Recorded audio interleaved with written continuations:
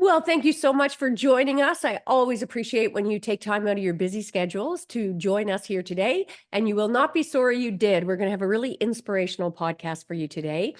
And I'm so glad you're here and can't wait for you to hear that episode. But before we dive in, just wanted to share a few ways we can work together. If you happen to be looking to uplevel your negotiation skills so that you can negotiate your best life, which we'll be talking about today, I've got everything from online to my group to my signature VIP and mastermind experiences. It'll help you leverage your innate, that natural power that you have and may not know to be able to get more of what you want and deserve in life. If that sounds interesting to you, check it out at artoffemininenegotiation.com. And now the reason you are all here onto today's program, I am excited to reintroduce you to John Suzuki today. And we're going to be talking today about negotiating better lives through the wisdom of others. So welcome, John. It's great to see you again. Yes. Hey, Cindy. Great to be here. Thank you. And for some of you may remember, if you're a regular listener, we had interviewed John not too long ago because about his then new book about American grit from a Japanese American concentration camp, rises an American war hero. We had a really great discussion about that. And for those of you, if you don't know John and you didn't have that opportunity, he is an author, a speaker, a master storyteller, an MC. As I say, he's the author of American Grit. And he is a professional speaker who really inspires his audiences in heartfelt and very insightful ways. And today we're really going to be talking to him and having him share a bit about his podcast. He's the host of a podcast called Finding Better, and it provides weekly doses of inspiration, encouragement. And can't we all use more of that? So, John, why don't you tell us what inspired you to start this podcast? I think you started it after your book took off and was a big hit. What inspired you for Finding Better? Yeah. 12 years ago, my daughter came up to me and she says, Dad, you have to do a podcast. And my first question was, oh, what the heck is that? And why the heck do I need to do it? Yeah. And she says, you have given us and our friends so much great advice over the years. The world Oh, needs to hear what you have to say. And this is my daughter, I right? love that. Yeah, and I said, and in my mind, I'm like, who the heck is going to want to listen to anything I have to say? So I just kind of blew it off. Yeah. So in 22, I retired, and in 23, I Congrats, by launched the my way. book. And double Huh? congrats. I say Yeah, congrats thank and you. double congrats. Well, it's amazing how retirement can be so busy. You're doing what you love to do. And Yeah. I launched my book in 23, and so about October of last year, she came back up to me out of the blue and said, Dad, what about your podcast? I Oh, said, I love Kristen, you're bringing that thing up again? And she says, Dad, why aren't you doing this? I said, there's nobody out there that's going to want to listen to anything I have to say. And she says, Dad, listen, just do a podcast and talk to the people, interview people, share your experiences, and give it to the universe. Oh, I love it. And those people who need to find you will have a place to find you. Yeah. And I just said, oh, I can do that. And so I launched my podcast on January 1st of this year. We just celebrated our 30th episode.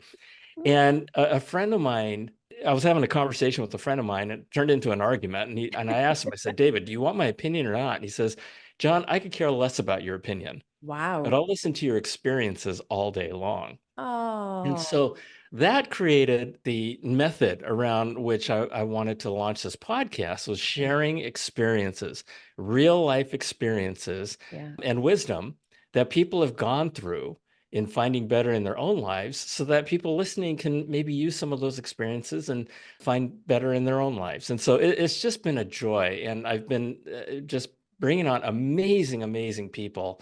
And it's been a gift to me, Yeah. right? Because I have been I learning bet. so much from the people I've had on board, and it's just wonderful. And it's, like I said, it's all about experiences. So it's Yeah. really cool. Oh, and such a gift, right? I mean, what it must be so inspirational and uplifting for you. What a great way to wake up every day knowing that you're going to be able to share and hear all of these stories. Yeah. And Yeah. obviously, I'm a fan, like Finding Better. I think that's just such a beautiful concept, right? And Thank how do you. we find better in those experiences? And why don't you share, like, what made you recognize that, hey, these messages are probably important today, especially? What are your thoughts on that? I have a couple of values in my life, if you will. I think that we all have three careers. The first career is to learn, the second is to earn, and the third is to return and give back. I love it. And I'm in my giving back part of Yeah. my life right now. And I also believe from the bottom of my heart that we all share a common purpose, and that is to make the world better than the day we Mm, landed on it. And one person at a time, right? If you help somebody and lift somebody, you lift the world. yes. And so, going back to what my daughter said, Dad, who cares how many people want to reach you, to listen to you? If you reach one, Yeah. you've done your job. Yeah. And so it's been a labor of love. And, Cindy, I don't know about how you feel, but our world is really broken. Yeah. It is really, really broken. And technology has had a big part to do with it. Yeah. And you look at the rise of technology, you look at the rise of social media, and you look at the rise of mental illness, and they all kind of they all kind of Yes. parallel in this Yeah. growth path, right? Absolutely. And I wanted to provide a place where people can come where no one's where it's okay to be you. It's okay to disagree. It's Yeah. okay to not follow everybody else. It's Yeah. because we are bombarded with messages of inadequacy. That's what I Yes. call it, messages of inadequacy, Mm, that we are just thrown into a corner. And on top of that, then the world categorizes us. I call it the bucketizing of America. You yeah. have the whites buckets, the black buckets, the Yeah. Christian buckets, the Yeah. Muslim buckets, the gays, the straights. I mean, everything, right? Yeah. And we're all in one bucket. Yeah. We're all in one bucket. And so all of those things, I just wanted to provide a safe place where people can come and not be judged Yeah. and just learn about other people's experiences and what they've gone through. Oh my gosh. I mean, I've had guests that have brought me to tears, Yeah. I bet. and sharing their experiences of what they've been through. And when people hear that stuff and they know that it's real, Yeah. I think sometimes people go, maybe I'm okay. Yeah. Maybe I'm not all that bad. Yeah. And But maybe I your do deserve to be perspective loved. is so gorgeous, John. And I just want to really bow down to you for a moment and give you that. Oh gosh. No, when you speak, it's a breath of fresh air, and you can tell it's so authentic and sincere and comes from such a place of generosity. And I agree with you. One at a time, right? If we can change that. And you've touched on this sort of negativity, right, that we're seeing now, whether on social media, mainstream media, and beyond. So what are some tips that you have, or that you've uncovered through your podcast or your life experience, on how can we help inspire people to find the better in a world where we're seeing so much negativity today? Yeah, it's really, really hard because, it's not only negativity that happens at the moment, it's negativity that's part of our culture, Yeah. and it's just fired at us all the time. Yeah. And one of the things that I've learned in my life is that you have choices. Yeah. And this is probably the hardest thing for some people to accept. Yeah. And that is that your life is the sum of all the decisions that you've made in the past. Yeah. And a lot of people say, well, I couldn't decide on my parents and I couldn't decide. Yeah.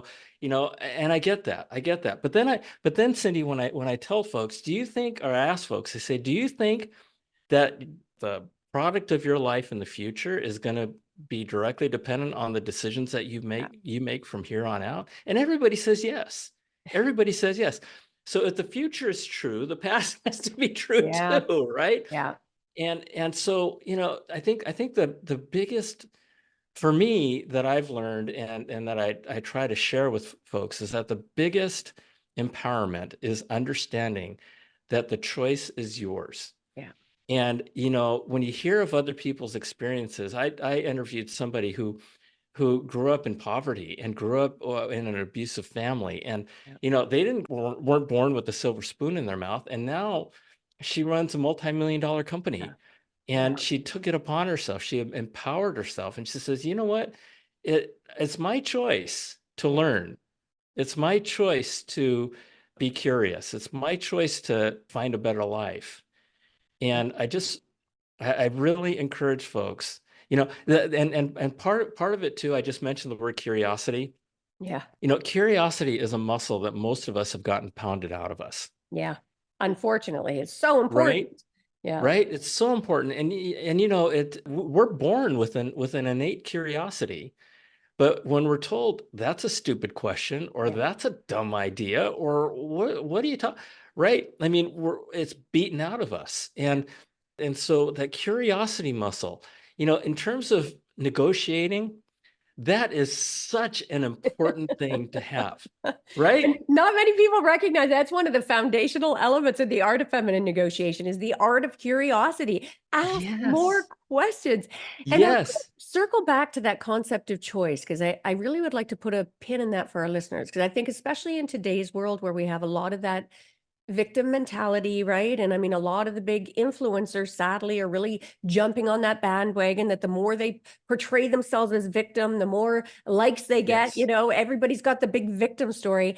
And as you were sharing that story about the woman that you had interviewed, it really struck me that because again, I grew up in a very, low rental apartment complex in what was considered a tough neighborhood. We were always struggling for money. And, I remember, and not that there wasn't love in the home, but I also remember seeing my parents fight where my dad had my mom by the neck up against the wall with her feet off the Oh my ground. God. And I could have, as I, went through from, high school to university to law school, and I looked at all of these people who had all of these contacts and all of these, influences and opportunities in their life that I didn't have. Nobody in my extended family had been to university. And I could have had that poor me story and used it as an excuse. Oh, well, I didn't have their contacts. I didn't have this. I didn't have that. Or I could make that choice that you talked about, Yes. that wasn't going to stop me. And in fact, I was going to use that to fuel me to be better and do better. So I really appreciate you sharing that. And again, for our listeners, I want to really put a pin in that. And so much of it comes down to that, our mindset, right? I think it's one of our most important negotiations. And I'd love you to share maybe some tips you have for our listeners on how do we negotiate that mindset so we can show up as better versions of ourselves. What do you, I've been in legal situations. I am not a litigious guy, yeah. but I have been in a few legal situations. And I remember one time the judge, and we're in the middle of an arbitration, and the judge came and said, you know what, the best result that you can ask for, a successful negotiation, is one where neither side is happy. And I said, and I just went, Oh, wait, it's what? such a pet peeve of mine you're touching on. Right? Right? And I had to pause and I go, well, that's a crappy way to look at the world, right? Yes. And I mean, one of the themes in my life moving forward is that it's all about heart. It's all about love. Yeah. And I when I negotiate in business, I'm always looking for the win-win. I always look for the win-win. And that's where the curiosity muscle comes Yeah. in, right? Yeah. Being curious about the other side. You know your side, Yeah. right? But being curious about the other side and trying to understand what is it that they want. Now there comes a point in time, oftentimes, where you just gotta agree to disagree, Yeah. right? Yeah. But I don't think we do enough. I think there's a lot more that we in general can do Yeah. to really understand the other side. And that not only involves negotiation and legal situations, but that's, like you say, from the boardroom to the bedroom. It's Absolutely. life, right? Oh, Being and John, curious you about, don't know what you hit on such a pet peeve of mine because 30 years of legal practice, and I've dealt with some who are considered the leading mediators who have said the same thing you did. I know I've done my job when both sides walk away unhappy. And I'm like, we are so conditioned with that fatally flawed exactly. logic, right? I mean, if I want X and you want Y, it's not about both sides walking away unhappy because we've had to split the baby. It's what if we get curious, as you've said, and find something better for both of us? How That's about right. that approach? That's right. That's right. Because we live in such a world of scarcity. Yeah. And and that mindset itself, that Yes. mindset of scarcity versus the mindset of abundance, Yeah. can change your life. Yes. And there's so much out there. There's so much opportunity, and yet we're all living within the confines of what the world has told us we deserve. And And let me touch Mhm, on that for 1 second. And sorry, just you've hit on something I think really important. My mind just went poof when you said that, because I know you mentioned love already. And I know you talk a mhm, lot about, the secret to our future is less fear and more love, courage, and virtue.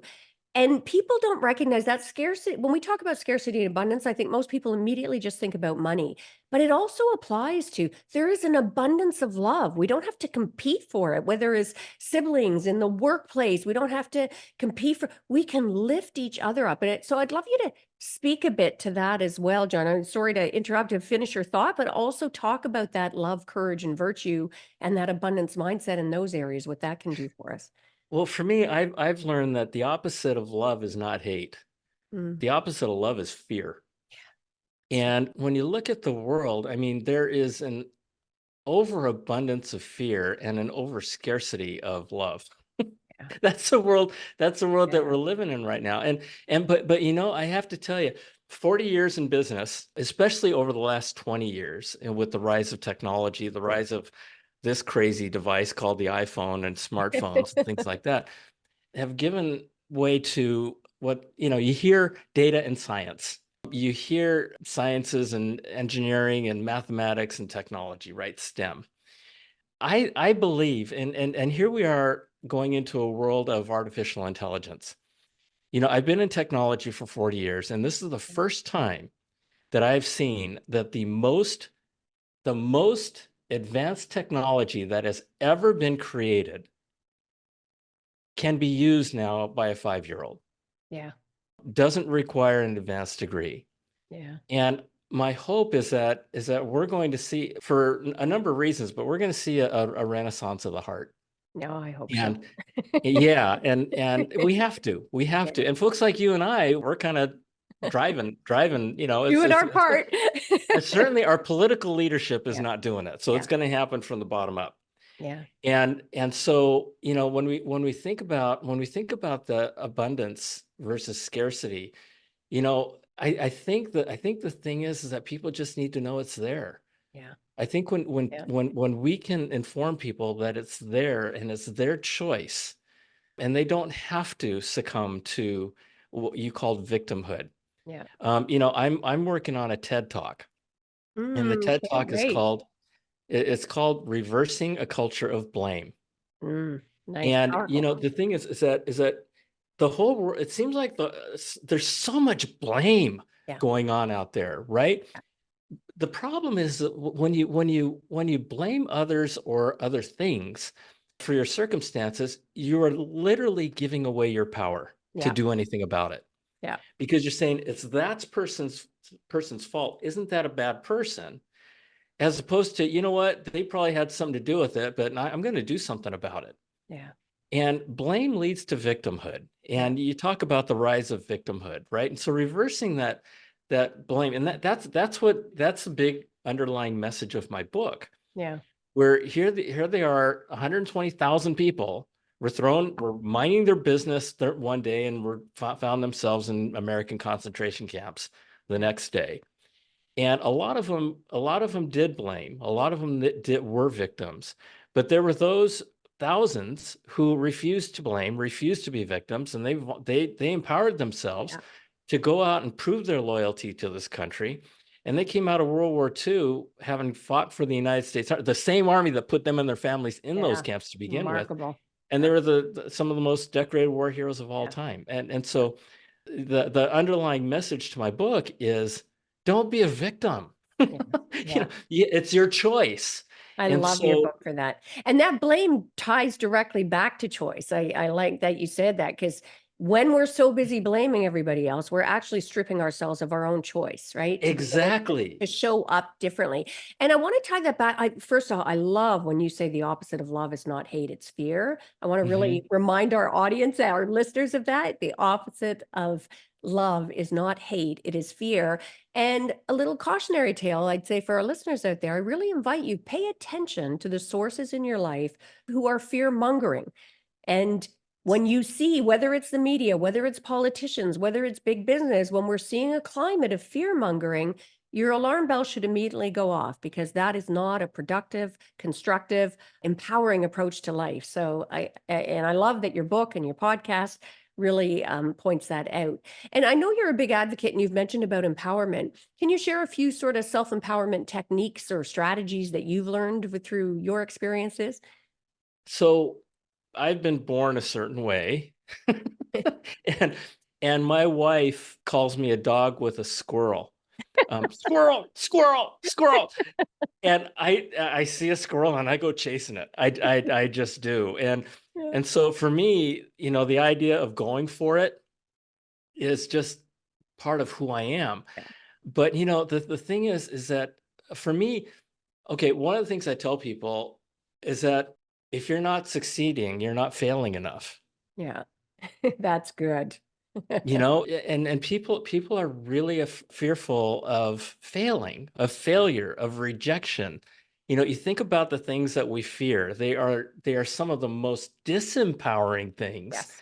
on our planet. What are they going to think of me? What they're going to think I'm stupid, whatever, right? And we have this self-talk in our head that we're not good enough. Yeah.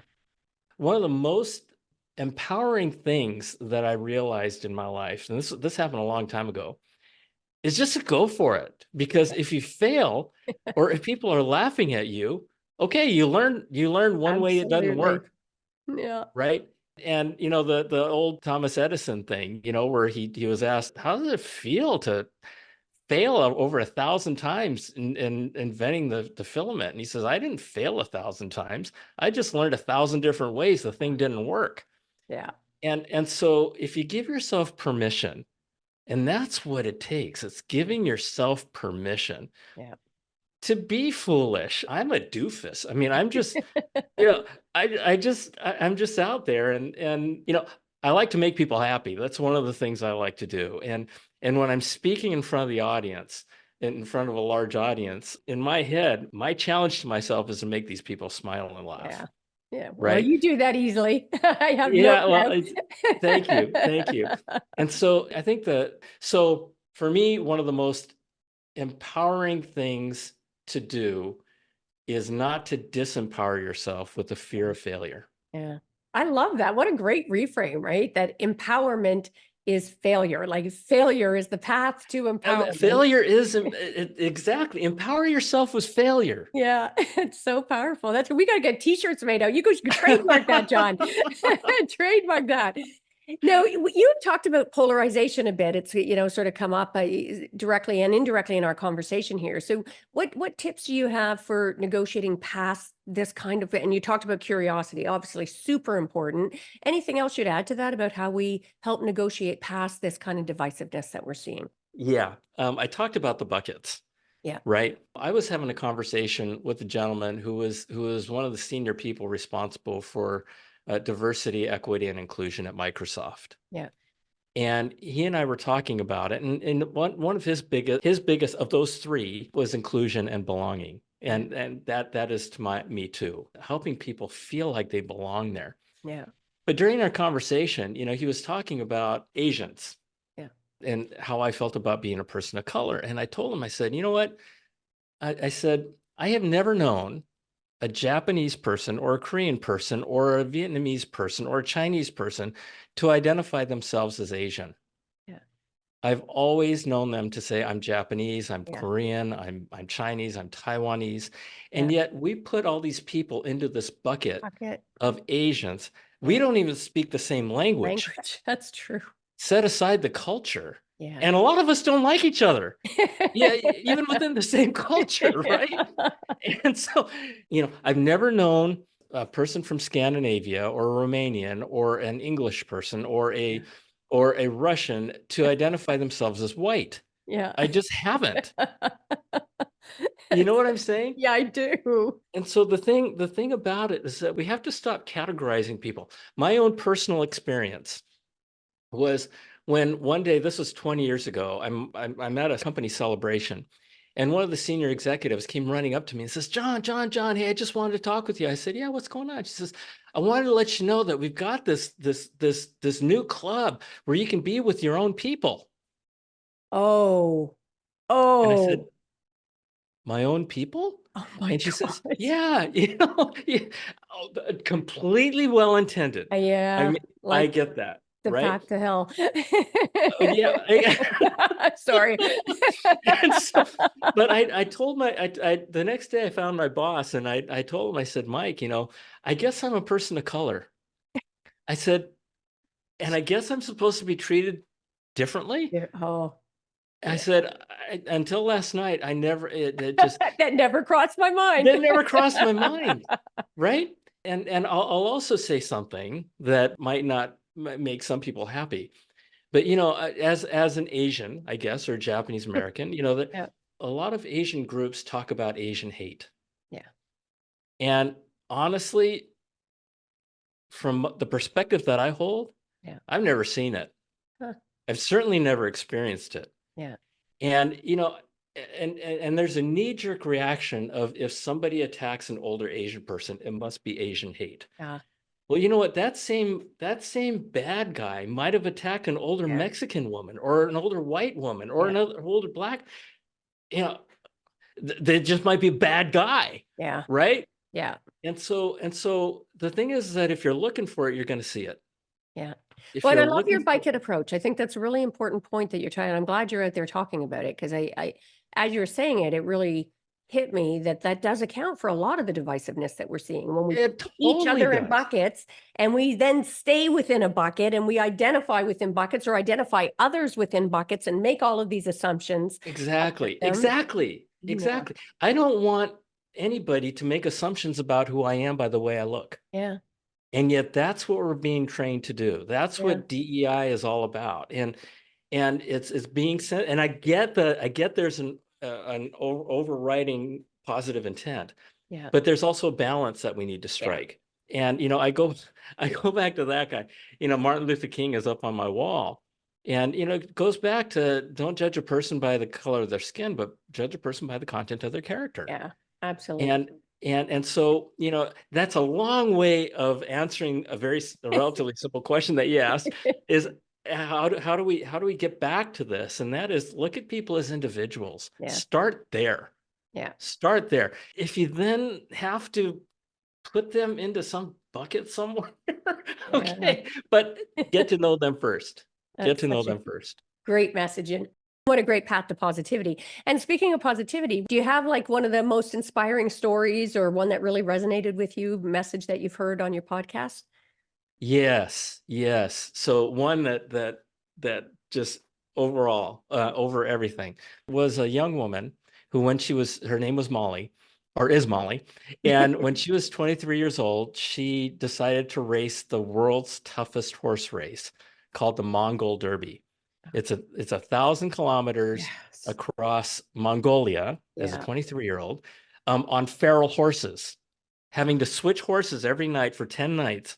And these are Wow. semi-wild horses. It's not her Yeah. own horse. Yeah. So anyway, she's on this trip, and on her ninth day, she got massively sick. It Yeah. was the water, it was the food, it was a combination of a whole bunch, and she was exhausted. Yeah. And somehow out there, they had internet connectivity, and she got onto Facebook, and two of her friends got on and said, "Oh my gosh, Molly, you are so amazing. You're going through this race. You only have 1 or 2 days left. We are so proud of you." And Uh, at that moment, she realized in her heart that she wasn't a lazy person. mm, And she wasn't, and she hated all her life. She identified with herself as being a lazy person. oh, wow. And it was on this ninth day, 1 or 2 days before the end Yeah. of the race, that she learned no lazy person would be doing what I'm I was doing. thinking that Right? 1,000 miles on I feral mean, horses. exactly. Unbelievable. Yeah. And so during the podcast, she says, "Yeah, and that's what I learned." I said, "Molly." And she says, "What's that?" I said, "I think maybe you learned to love yourself that day." Yeah. Oh, And she just paused, yeah.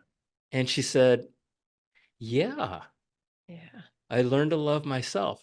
Yeah. And one of my favorite songs of all, as dorky as this may sound, is the late great Whitney Houston's "The Greatest Love of All." Yeah. Learning to love yourself, it is the So greatest love of true. all. And we And don't teach that, you we know? don't, We we don't. That don't. that should be in every elementary school from the youngest possible age to be teaching them to love themselves unconditionally. And every family should be teaching their children Yeah, that all the absolutely. time. And from that point on, her life has been amazing. That's And gorgeous. and that was probably the most powerful Oh, episode that we've done so far. well, and kudos to you to be able to crystallize that for her. That's so beautiful. Now, I know you often say it's what you leave behind that really matters. What do you mean by that? Yeah. So Denzel Washington is my favorite actor. Okay. And I love his acting. I love his Yeah. character of helping the underdog, the equalizer and all that kind of Yeah. stuff, right? But I also like him because he's a really deep person. Yeah. So I watch his YouTube videos, Yeah. and one of the things he said, and it was very, very quick. He says, you can't take it with you, but you can leave it behind. Oh, nice. So And simple. Yeah. right. And we always hear you can't take it with you. You can't take it with you, right? But he added, but you can leave it behind. That's nice. You can leave behind something Yeah. that you remember for. You can leave behind a legacy. Yeah. So just know, for me, what that means is just know that no matter what you do, no matter who you are leaving something behind. Yeah. So make it good. Yeah. Oh, Make it good. yeah. And it's so simple. It's just get more intentional, right? Choose who you want to be and find Yes. better, which, like your Yes. podcast, find better. And Well, just this is, yeah. one step at a time, Yeah. right? I mean, you don't have to go from where you are now to better overnight. It's Yeah. just, you know, figure out the path and follow that path. And just as you said, choose. Yeah. Choose. It's your choice, you And know? it's such simple logic and yet so powerful and sadly rarely seen. So you keep doing what you're doing out there, John. We love it. And as you know, I normally like to end by saying you've already given us so many great mindset shifts, but what would you consider one of the greatest mindset shifts that you've had in your life? Doesn't have to be on anything we've talked about today necessarily. The one that just comes out just flashed in my head Yep. happened to me when I was probably maybe 6 years old. Wow. I'm minding my That's own a, business and I see this bumper sticker. yeah. And this bumper sticker is this great big happy face with great big teeth with a giant rainbow over his face. And the word said, smile. It no going broke your face. It was a Hawaiian bumper sticker. Smile. It's not going to broke your face, right? And that I just I said I remember saying to myself, that makes a lot of sense. That makes a lot of sense. And I've held that ever since. It's I beautiful. mean, what's the alternative, right? Yeah. Yeah. And just the expression makes you smile, which is kind of gorgeous in itself, Yeah. right? I mean, it's so funny. So, where Yeah. can people learn more about you, John? You've got so many amazing insights to share with the world. You're doing such great things. Where can people Well, find out thank more you. about you? They can go to johnsuzuki.com, just like the motorcycle Yeah. Suzuki. You can also my podcast is called Finding Better.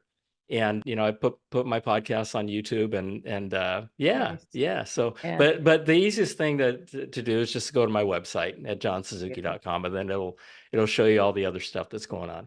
Perfect. And we'll make sure to put that in the show notes for everybody. I really invite you to go check it out.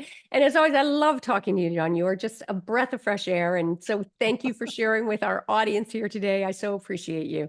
Well, thank you for having me, Cindy. I love you. It's Yeah, always likewise. wonderful to be with you, and I appreciate it. Thank Yeah, you. and for our listeners, if you walk away from this thinking you didn't get value, then you got to listen to it again because there was so much value here, some incredible perspectives and simple shifts that you can implement like right away as soon as you finish listening to this to make your life better so that you can find better. Make sure to give the gift of sharing as well. Share this episode with other people to help uplift them. As John says, one at a time, you can make a difference in the world. And make That's sure to right. grab a copy of my book if you haven't done that yet, Art of Feminine Negotiation. Make sure to grab a copy of John's book. We'll put that in the show notes. And that is a wrap for this episode. Until next time, go forth and negotiate your best life on your terms so you can stop missing out and start getting more of what you want and deserve from the boardroom to the bedroom. Until next time, take care.